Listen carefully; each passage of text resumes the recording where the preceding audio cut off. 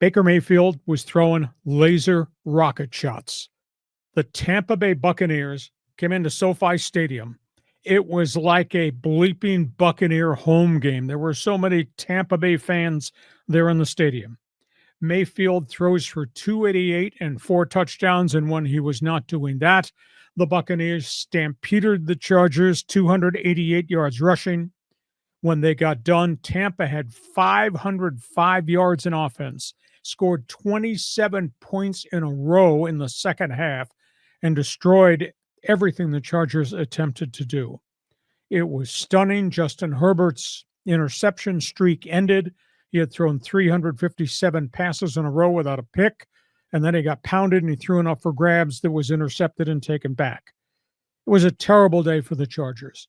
And same old problems have surfaced. They can't score in the second half. They had too many 3-and-outs in the second half. 6 possessions in the second half without a score.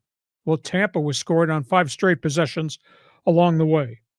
And then at the end of the day, all Jim Harbaugh could say in one of his shortest press conferences at all, I guess none of the tent revival services he went to ever came up with how to deal with this type of adversity, because he said, this is adversity. Now we'll see how resilient we can be. Meanwhile, Todd Bowles, the head coach of Tampa Bay, first place Tampa Bay Buccaneers, said December football is about running the football. He did. His opponent, the Chargers, did not. He says it's about making plays down the field. His quarterback did. The Charger quarterback could not.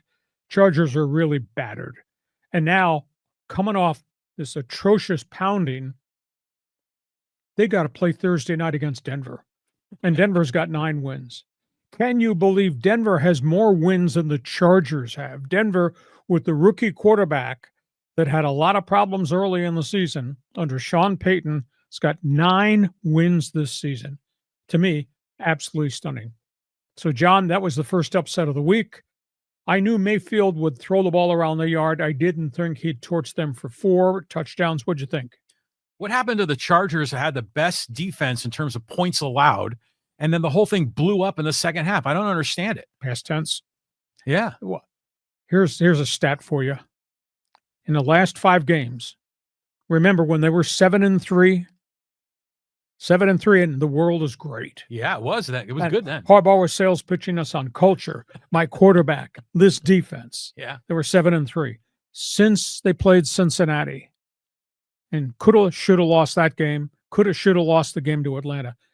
In the last 5 games, starting with the Cincinnati game, the Chargers defense is 27th in the NFL over that 5-game window. Ha.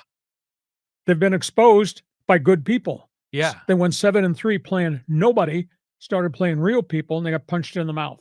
Well, you talked about this, how they had to face 5 teams in a row with elite quarterbacks. And how did they finish? What, 2-3? Yeah, and they could have lost, should have lost to Cincinnati, and they got the Christmas gift from Kirk Cousins in Atlanta. So they're just not in a good set of circumstances now. And now they got a short work week, and they got to play Denver on Thursday night. So that's where we are. Tampa Bay trashes the Chargers.